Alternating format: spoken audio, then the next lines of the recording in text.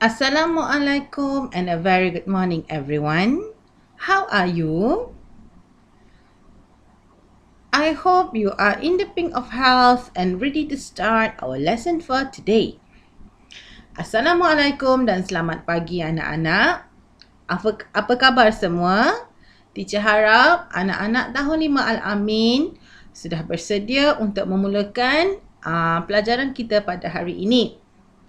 Alright, today we are going to look at Unit 6 entitled Sports.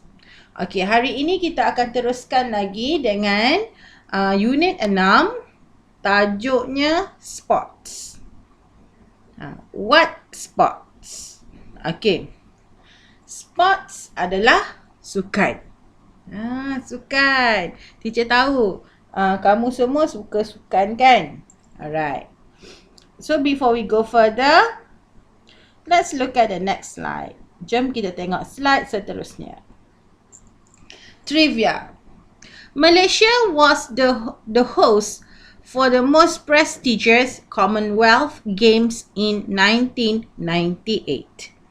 Okay, untuk pengetahuan kamu, negara kita, Malaysia, pernah menjadi tuan rumah kepada satu acara sukan yang paling berprestij, iaitu Commonwealth Game ataupun Sukan Commonwealth pada tahun 1998.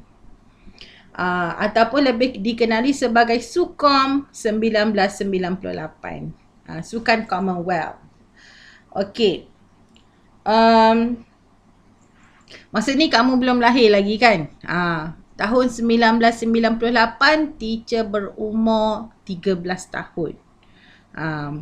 Memang sangat meriah. Untuk maklumat lanjut, kamu boleh Google Commonwealth Games 1998. Nanti akan adalah maklumat-maklumat mengenai Sukan Commonwealth tersebut. Alright. Next. Sebelum kita masuk kepada tajuk kita, jom. Let's listen to the song and sing together. Teacher tahu kamu pernah dengar lagu ni. Jom kita nyanyikan sama-sama.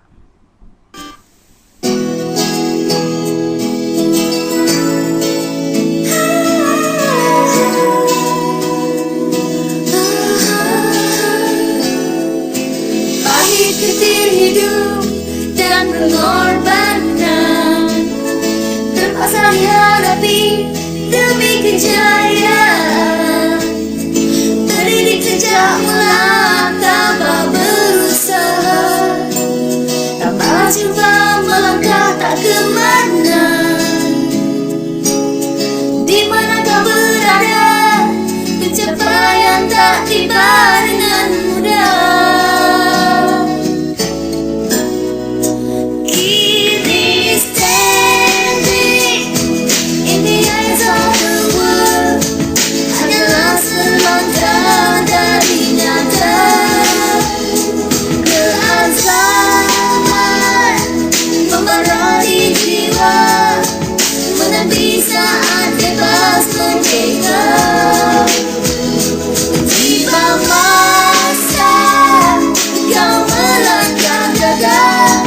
Bersemangat ke arah matlamat segala upaya. Engkau teruntuk, wajah standing in the eyes of the world.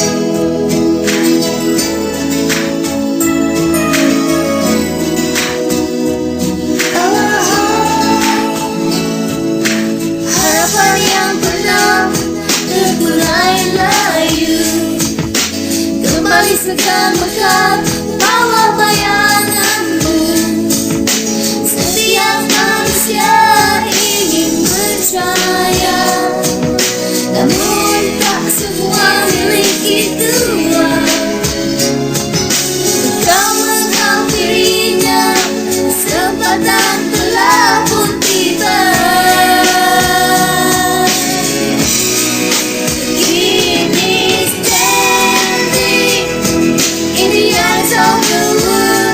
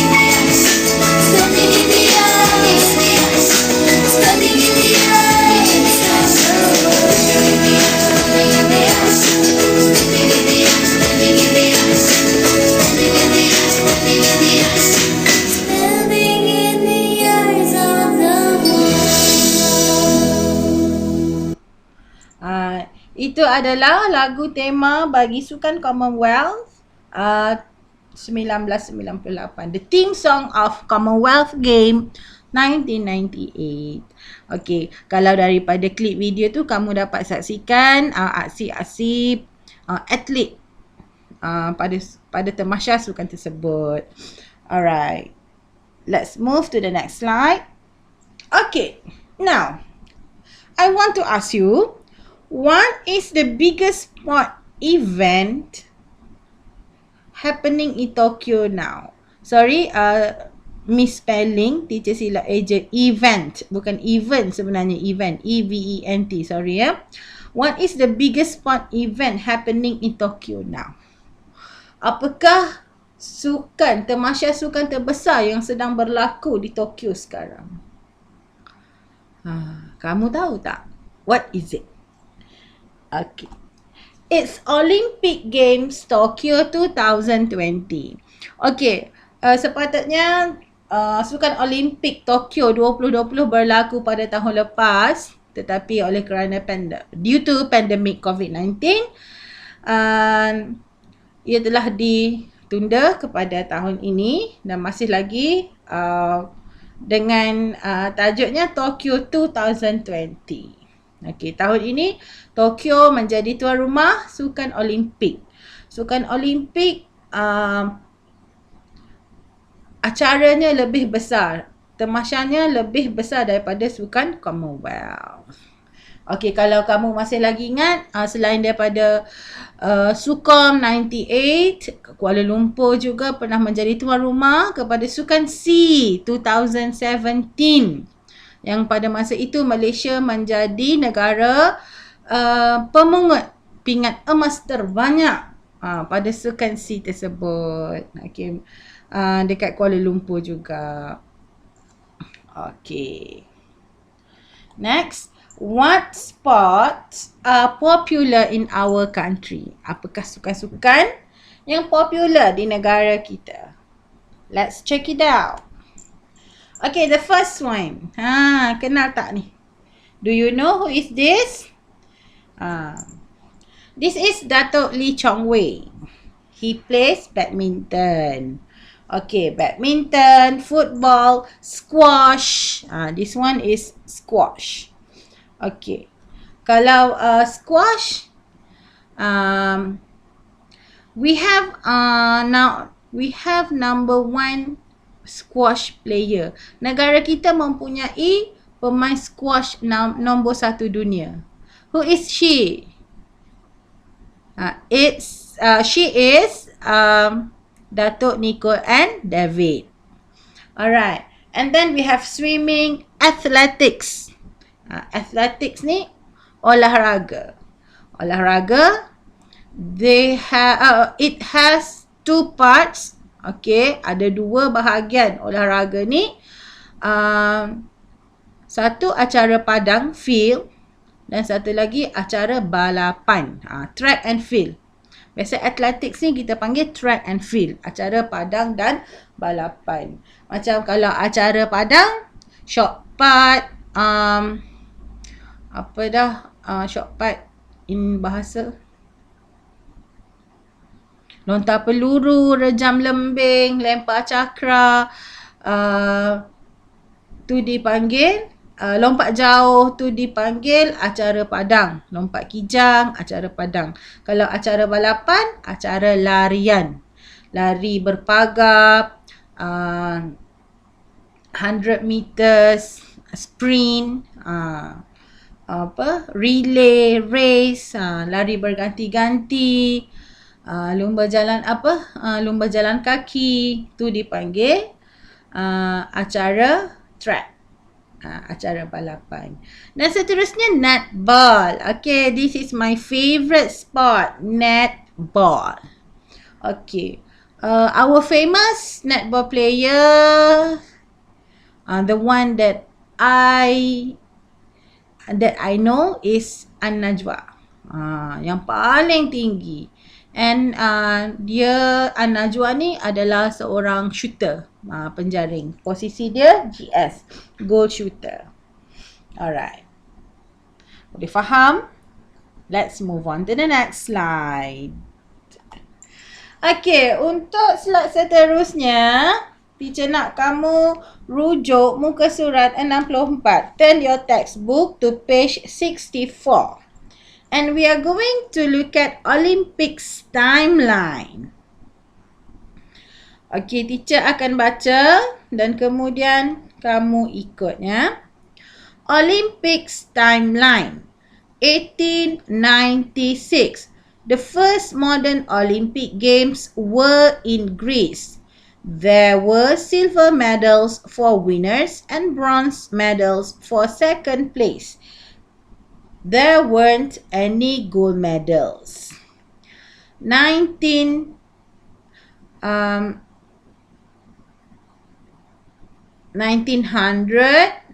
women weren't competitors until 1900. That year, there were more competitors than spectators. 1912,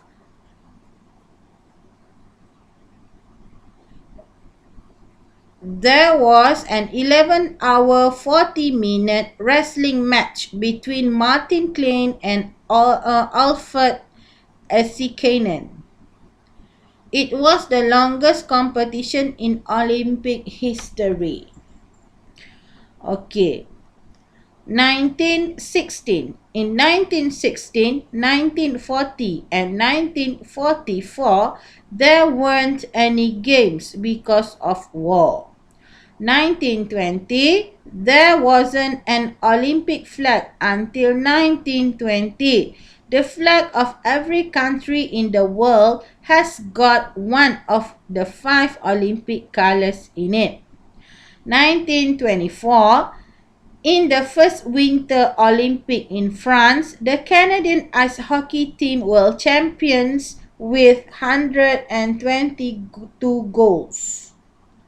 1936, 12-year-old swimmer Inge Sorensen from Denmark was the youngest medalist in Olympic history. 1960, Abebe Bikila from Ethiopia was the first African to win a gold medal after running a marathon without shoes. 1988, table tennis is one of the most popular sports in the world, but it wasn't in the Olympics until 1988. 2012, Hiroshi Hoketsu was a competitor in a horse riding competition at the age of 71. Wow. Umur 71 tahun masih join menyertai sukan Olimpik dalam acara berkuda. 2016, in Rio, golf and rugby was the first events in nearly 100 years. Okay, now teacher akan explain semula timeline ni. The first modern Olympic pada tahun 1896, Greece. Yang berlangsung di Greece, there were silver medals for winner. Hanya ada pingat silver, perak dan bronze, gangsa untuk second place. Okey, kalau kita biasa gold, silver, bronze kan? Tapi pada tahun 1896 yang pemenang sukan Olimpik dapat silver medals, tempat kedua second place dapat bronze. There weren't any gold medal. Tak ada pingat emas. Tahun 1900, women weren't competitors. Okay. Tiada penyertaan daripada atlet wanita sehingga tahun 1900. That year, pada tahun tersebut, lebih ramai competitors. Competitors ni penyertaan peserta daripada spectators. Spectators ni penonton. Okay, tahun 1912, 1912, there was an 11 hour 40 minutes wrestling match. Perlawanan wrestling, gusti. Selama 11 jam 40 minit. Can you imagine that? It was the longest competition in Olympic history. Yang merupakan pertandingan yang paling lama dalam sejarah sukan Olimpik. 1916, okay, tahun 1916, 1940 dan 1944, there weren't any games because of war. Pada masa ini peperangan berlaku. World War I, Perang Dunia Pertama, Perang Dunia 1940, Perang Dunia Kedua. 1916, I'm not sure what's war, tapi memang ada perang lah. So tiada Olympic game. 1920, there wasn't an Olympic flag until 1920. Sebelum-sebelum ni tak pernah ada bendera sukan Olimpik. Awak boleh tengok bendera sukan Olimpik dekat awak punya buku teks tu, yang ada gelung 5 tu. Tu adalah flag Olympic flag. The flag of every country in the world has got one of the 5 Olympic colours in it.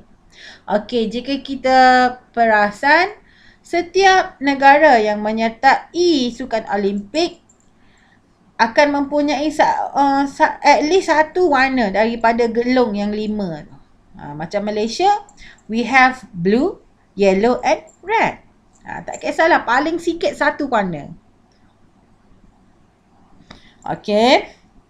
1924, in the first Winter Olympic in France. Kalau dekat sebelah barat, dia ada Olympic Winter.